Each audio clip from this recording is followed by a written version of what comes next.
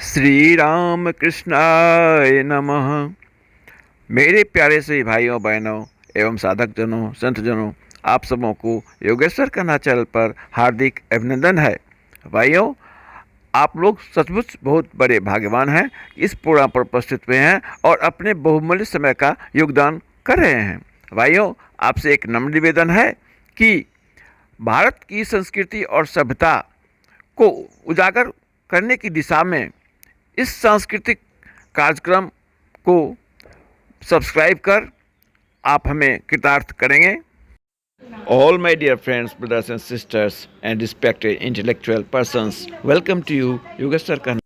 Friends, all the content in this program is based on truth and facts and nothing else. Friends, we have a humble request to you to please us by subscribing to this religious sermon program to highlight the dignity of India's culture and civilization.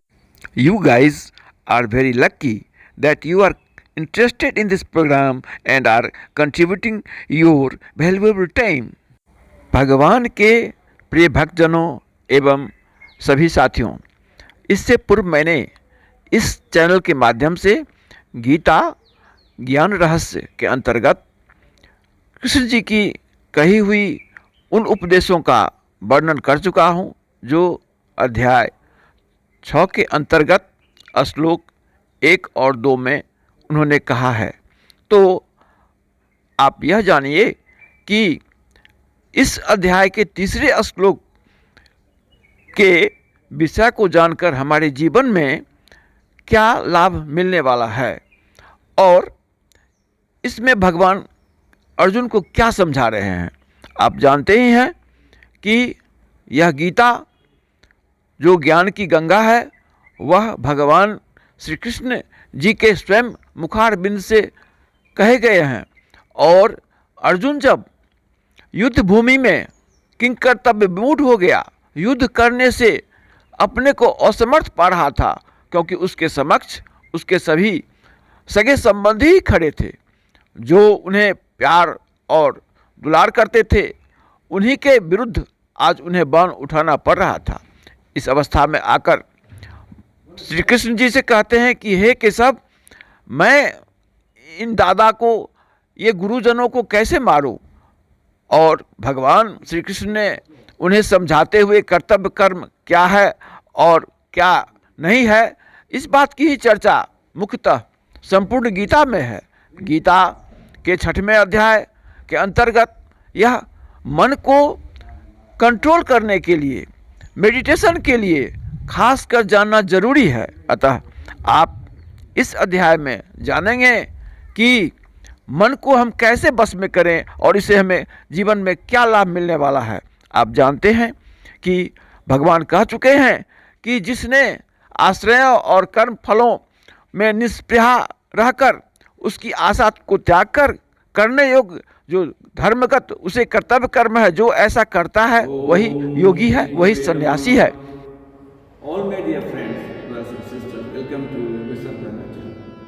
मेरे प्रिय भाई बहनों, आप सभी को योगेश्वर कन्हा channel पर हार्दिक अभिनंदन है।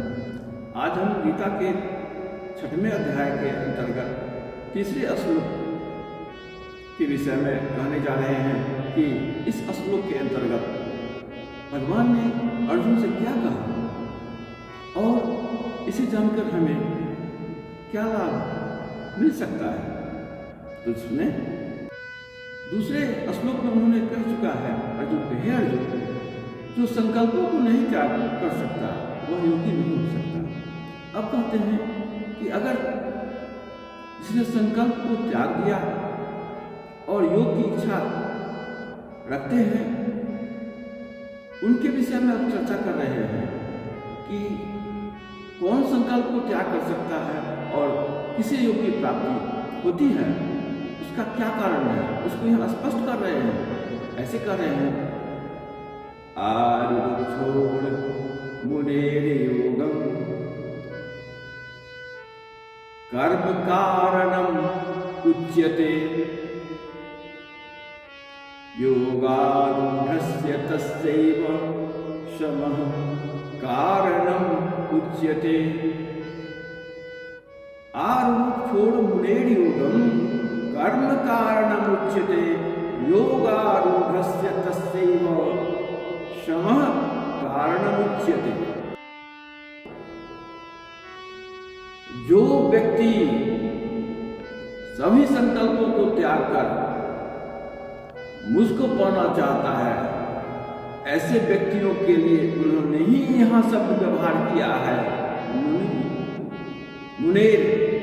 वो मुनि है, ऐसे इच्छा वाले मुनि जो हैं वही मुझको पाने के लिए अब आगे युगारूढ़ हो गए। अभी तो उनको इच्छा हुई है, क्योंकि सभी को इस संसार में अभी 7.5 अरब से ज्यादा लोग हैं, लेकिन सबों को इच्छा नहीं होती है। इस विषय में वो उदासीन रहते हैं। उसका कारण यही है, उसका कारण है उनका मन। वो बहुत सारे संकल्पों से जुड़े रहते हैं, इसीलिए उनको इच्छा नहीं होती है। और प्रभु की माया है, इसमें वो परवश है। उस जीव का कोई गलती नहीं है महाशय, उनकी कोई गलती नहीं है। भगवान स्वयं कहते हैं यह संपूर्ण जगत चराचर मेरे त्रिगुणात्मक जो माया है, उस माया से बच नहीं सकते, वो बंधे हुए हैं। हाँ, वही बचेंगे जो मुझसे जुड़ेंगे। हाँ, तो विषय यहाँ यही है कि जो मुनि हो गए, वो मुनि हुए कैसे? मुनि बनने का कारण उनका कर्म ही है, ऐसा कहा गया है। आरूढ़ होने की इच्छा वाले जो मुनि कहलाए, उस मुनि कहलाने का हकदार उनका वह कर्म है। भाई, तो कौन सा कर्म है?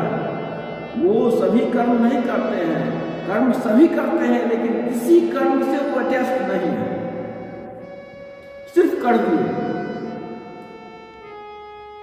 वो कर्तव्य कर्म को, शुभ कर्म को ही करते हैं, या उनसे जो भी कर्म बनता है उसमें कोई अस्पृहा ही नहीं रखती।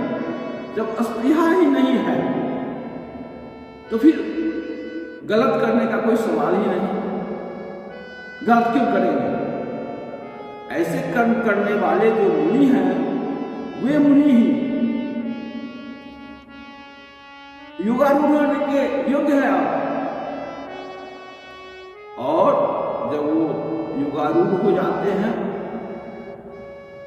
वो जाने के बाद क्या होता है, क्योंकि योगारूढ़ होकर आगे बढ़ने के लिए उसका कारण है सम। वो समत्वयोग बुद्धि और समत्वयोग का आश्रय लेते हैं। जी हाँ, जब हम एसिड और बेस को मिलाते हैं तो एसिड और बेस दोनों में प्रतिक्रिया होती है। एक ऋणात्मक और एक धनात्मक, 2 इलेक्ट्रॉन्स बनते हैं। उन दोनों के बीच में रिएक्शन होता है, और जब वो बिल्कुल समाप्त हो जाता है तो उसे हम कहते हैं इक्विलिब्रियम पॉइंट। वह अब रिएक्शन नहीं हो रहा है। उसी तरह इस मन, मेरा मन, संसार के विषयों को ग्रहण करती है। उन विषयों को ग्रहण करने के बाद मेरा मन जब ग्रहण करता है, तो उस ग्रहण करने वाले विषयों के प्रति हमारे मन में जो भाव उत्पन्न होते हैं, वो कैसे भाव होते हैं? होते हैं ये मेरा मित्र है और ये मेरा शत्रु है, इसमें आमदनी होने वाली है, इसमें हानि होगी। इस प्रकार के मन में जो एनालिसिस होते रहते हैं, यह प्रतिक्रिया है। और जब निष्काम कर्म करेंगे, ऐसी प्रतिक्रिया नहीं होगी। मुझे कर देना है, जो कर्तव्य कर्म है वो कर देंगे। संसार उसे अच्छा माने या बुरा माने, उससे हमको कोई मतलब नहीं है। मेरा ड्यूटी है, मेरा कर्तव्य कर्म है करना, बस उससे बंधे नहीं है। ऐसे जो व्यक्ति हैं वही समभाव को ग्रहण किए हैं और यह समभाव मन से होगा और मन बुद्धि के अधीन है, इसीलिए बुद्धि की शुद्धि मन की शुद्धि है। तो इसका कारण बुद्धि हुआ। तो समत्व बुद्धि वाले योग के द्वारा योगारूढ़स्य तस्यैव, ऐसे योगारूढ़ होने वाले उनके लिए, तस्यैव उनके लिए, योग में आरूढ़ होने वाले के लिए वो हो चुके हैं, वो दिल्ली जाने वाली गाड़ी पर बैठ चुके हैं, उस फ्लाइट पर बैठ चुके हैं जो दिल्ली जाएंगे, हाँ तैयार है। उसी तरह योग पर जो आरूढ़ हो गए उनके लिए कैसे हो गए भाई, वो कैसे हो गए, कैसे हो गया वो समझ योग अपनाया। इसी बात की चर्चा भगवान अर्जुन को कर रहे हैं। समय बहुत कम है, अब कुछ ही देरों में, कुछ देरों में युद्ध होने वाला है। इतने कम समय में बहुत कुछ कहना है, उनके मन को शांत करना है, शांत भाव में लाना है। तो मन की शांति से जो काम होता है वो अच्छा होता है। इसीलिए यह जो अध्याय है वह जीवन में हमें हमेशा समस्याएं आती रहती हैं। उन समस्याओं से जूझने के लिए हम इस अध्याय को जरूर पढ़ें और इसका हम अपने जीवन में इन उपदेशों का लाभ लें, तभी तो सार्थकता है इस कथा की, इस प्रवचन का, इस लेक्चर का। अन्यथा क्या, किताब में तो लिखी हुई है, आप पढ़ लीजिए। नहीं, यहाँ आकर कहने का मेरा तात्पर्य है कि मन को भगवान में जुड़ाने के लिए मन की शांति जरूरी है। और मन की शांति तभी होगा जब आप किसी कर्म के लाभ हानि से ऊपर उठ जाइएगा। हाँ, लाभ होगा फिर ठीक है, नहीं लाभ होगा कोई बात नहीं, लेकिन यह मन बहुत चंचल है। एक प्यारा भजन है, तोड़ा मन दर्पण कहलाए,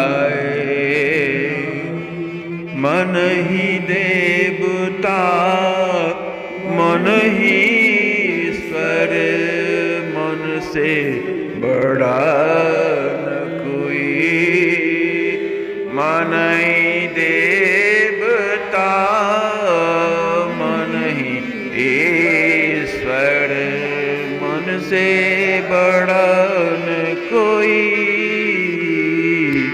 तोड़ा मन दर्पण कहलाए, तोड़ा मन दर्पण कहलाए। भले बुरे कर्मों को देखे देखे और दिखाए। फिर अगले प्रोग्राम में आगे हम इस चैनल के माध्यम से गीता रहस्य जो प्रोग्राम चलाया जा रहा है, इसके अंतर्गत हम उपस्थित होकर फिर आगे क्या जो श्लोक है उसके विषय में फिर हम चर्चा करेंगे। अभी मैं अपने शब्दों को विराम देता हूँ।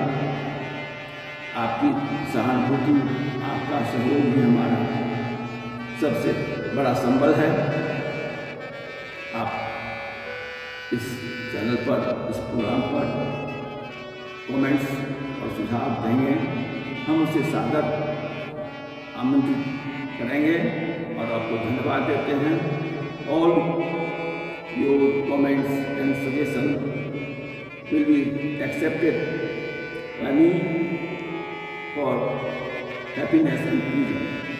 Thank you, my dear friends and guys and respected person.